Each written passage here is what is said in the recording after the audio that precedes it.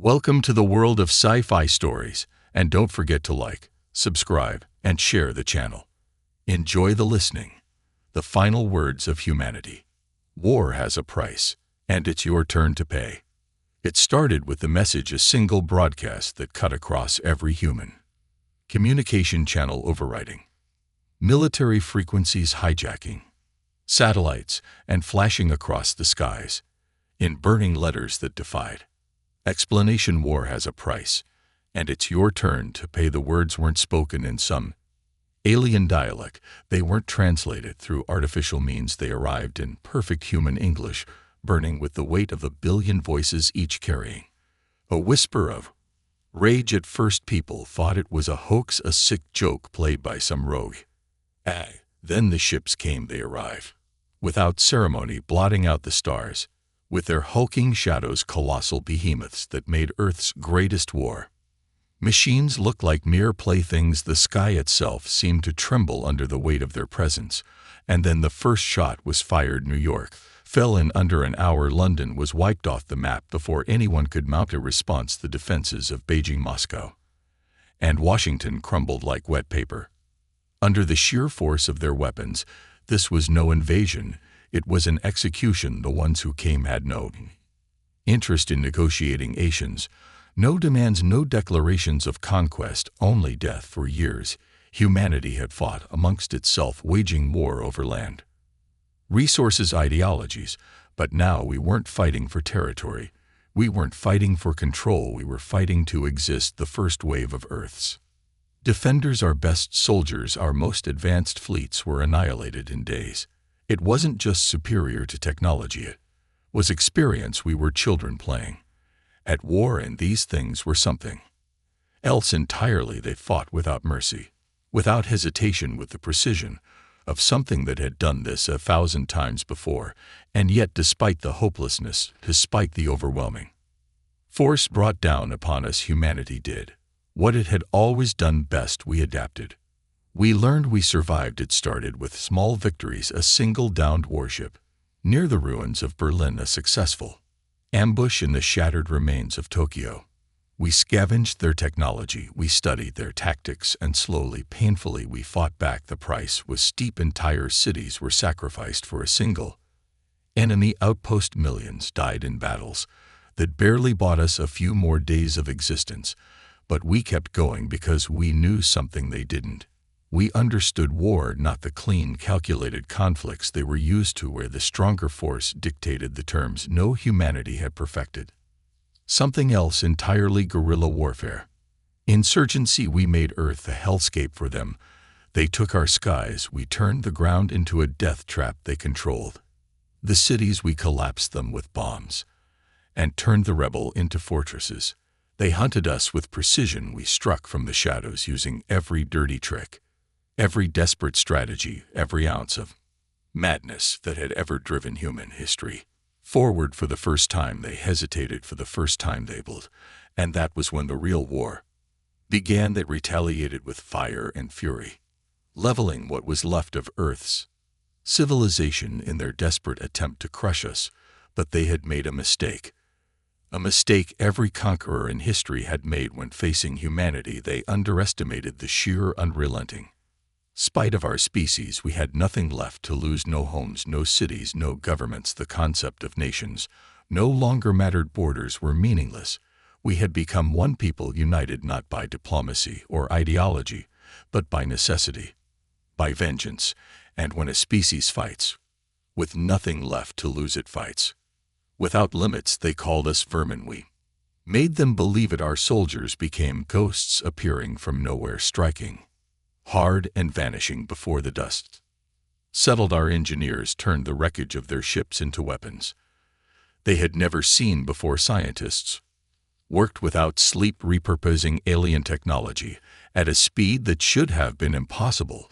But the real terror that was the civilians, the old, the weak, the unarmed, those that thought were helpless. They were wrong. The elderly who once taught history now taught war. Grandmothers who had raised children became instructors and sabotaged the youth.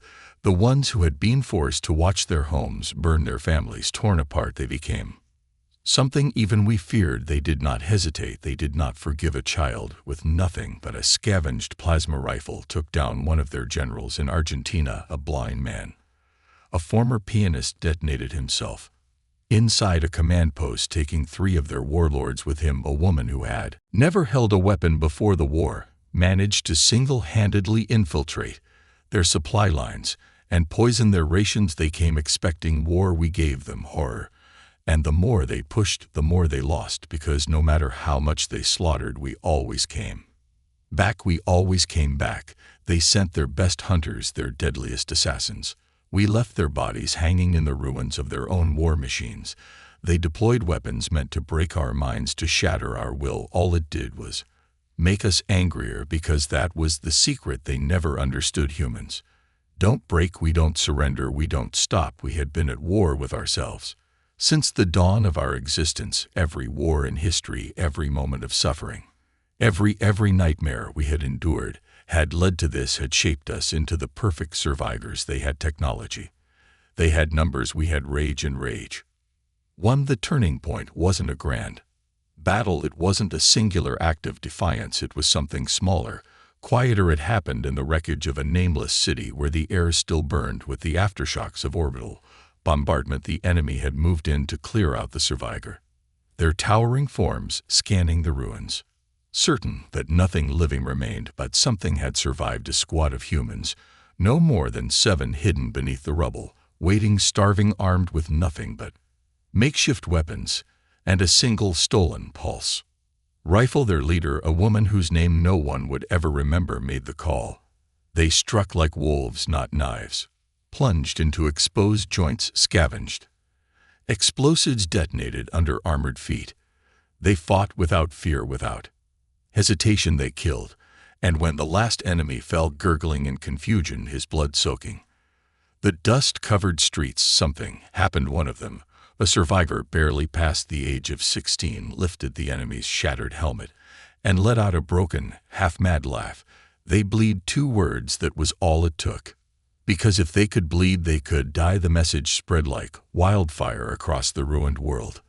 The whispers took shape. They bleed, they can die. Humanity had been fighting to survive, but now we fought to win. The war changed. The enemy felt it before.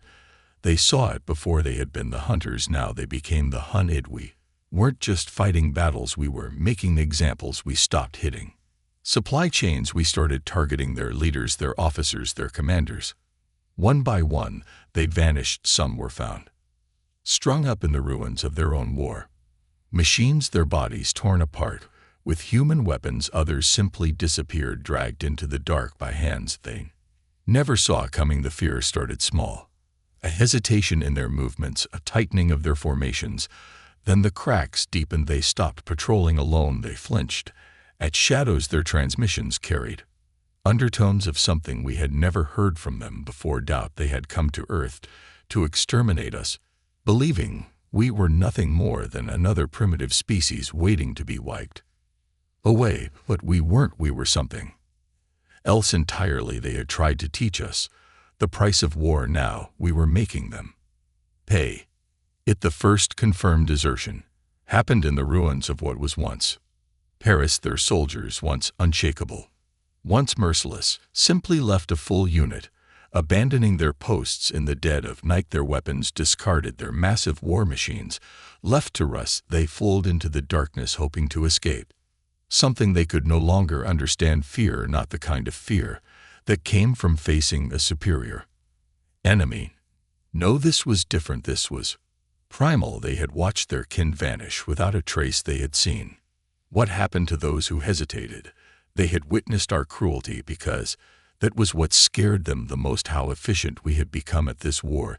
They had thought us savages, but the truth was far worse. We were learning. We had adapted to their technology, understood their tactics, anticipated their every move, and now we were perfecting it. The real shift in power came when we stole their ships, not just the wreckage, not just scraps. We took fully operational vessels. Their own pilots, broken and afraid, gave them to us in exchange for mercy that we did not promise. And that was when we stopped being prey. No longer were we fighting in the ruins of our own world, scavenging to survive. Now We took the fight to them. The first raid happened on a minor outpost orbiting Jupiter, a place we should have never been able to reach, a place they thought was safe. They never saw us coming using their own stolen technology. We tore through their defenses. Soldiers that had once bombed our cities now choked on our atmosphere. As we vented their stations into the void, we did not conquer, we did not occupy, we erased, we left nothing behind. But silence, the message was clear. We were done running, we were done hiding. They had come to destroy us. Now it was our turn, and for the first time across their fractured communications, across their encrypted frequencies, we heard something we had never heard before. Plea, a single transmission filled with desperation, with disbelief. They won't stop. They finally understood this was no longer a war, this was vengeance. They tried to negotiate it.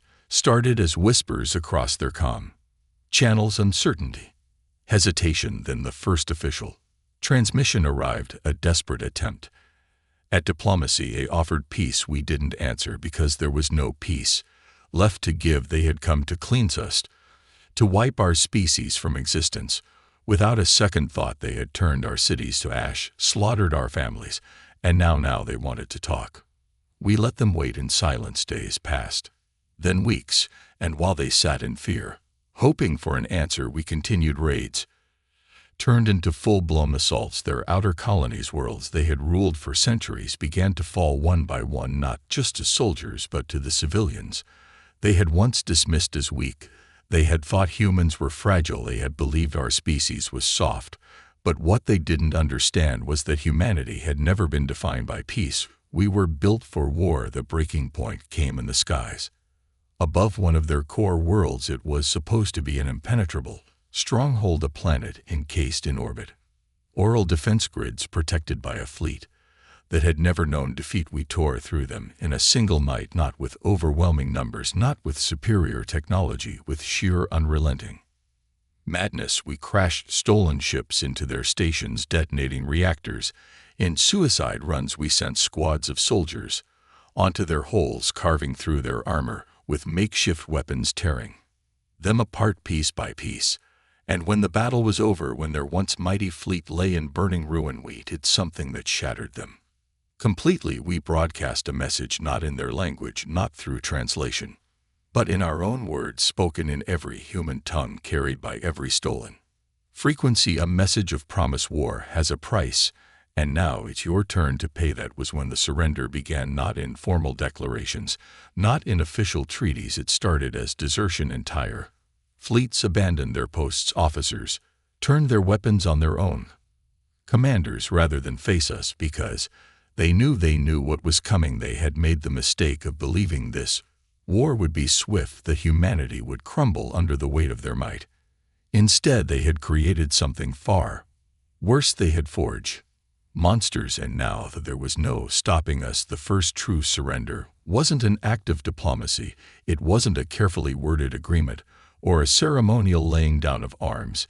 It was a massacre, not our massacre, theirs, one of their own. War Lords, once a high commander in the initial assault on Earth, was hunted by his own kind. His forces had dwindled, his armies shattered, his ships lost to the void. He begged for reinforcements, for salvation. None came. His own people turned against him, hoping to buy favor, hoping to appease us. They dragged his broken body into the light, broadcasting their surrender to every known frequency.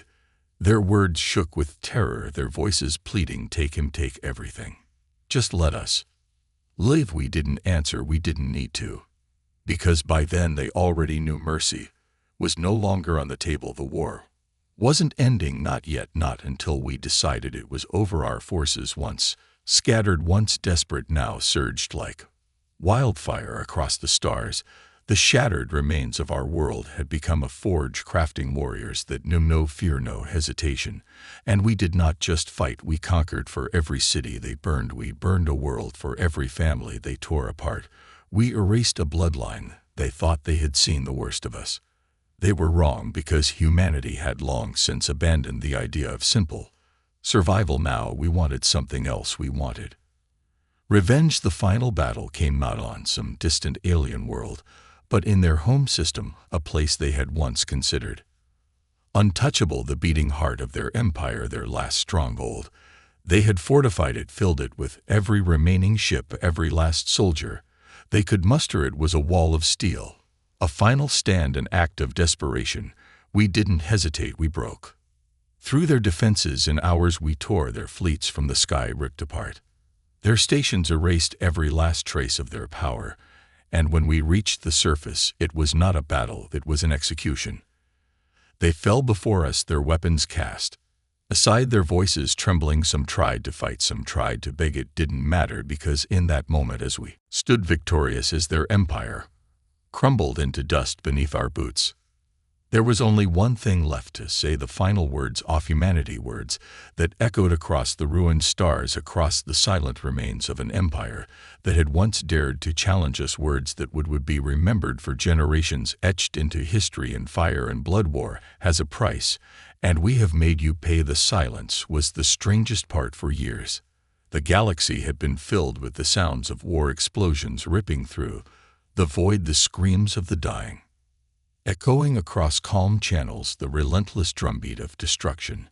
And now there was nothing. There was empire, once a force that had ruled the stars for centuries, was gone. Their fleets were shattered, their worlds burned, their leaders dead. Humanity stood alone among the ruins. We had won, but victory didn't feel like we thought it would. The soldiers who had fought the hardest, who had burned the brightest with vengeance, now stood in the wreckage of a world that was no longer theirs to destroy. Some wept, some laughed, hollow and broken, and some just stared at the emptiness. For so long we had fought for survival, then we had fought for revenge.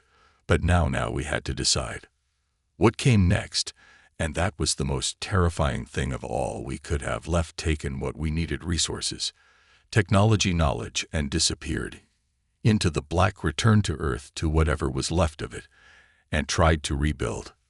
But that wasn't who we were anymore, because Earth was gone, not just physically, though its scars would never heal, but in spirit. The world we had been fighting for no longer existed. We had become something new, something more, and so, instead of leaving, we stayed. We looked at the shattered remains of their empire, the empty cities, the abandoned worlds, the broken remnants of a species that had once tried to exterminate us, and we made a decision. We took it, every planet, every station, every piece of infrastructure they had built over centuries. It was ours now, not out of mercy, not out of pity, but because that was the price of war, and we had every intention of making sure the galaxy never forgot. We did not rebuild their empire, we replaced it. Where their banners once hung, we raised our own. Where their laws had governed, we rewrote the rules in our image. Their cities, once filled with towering monuments to their own glory, were stripped down and remade to suit us. We did not ask for subjects.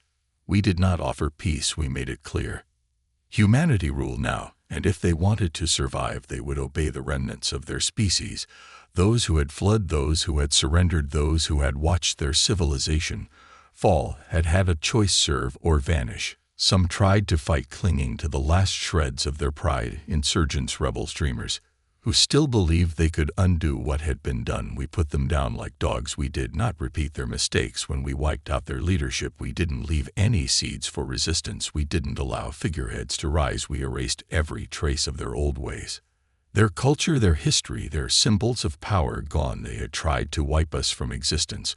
We simply finished the job and reversed the galaxy.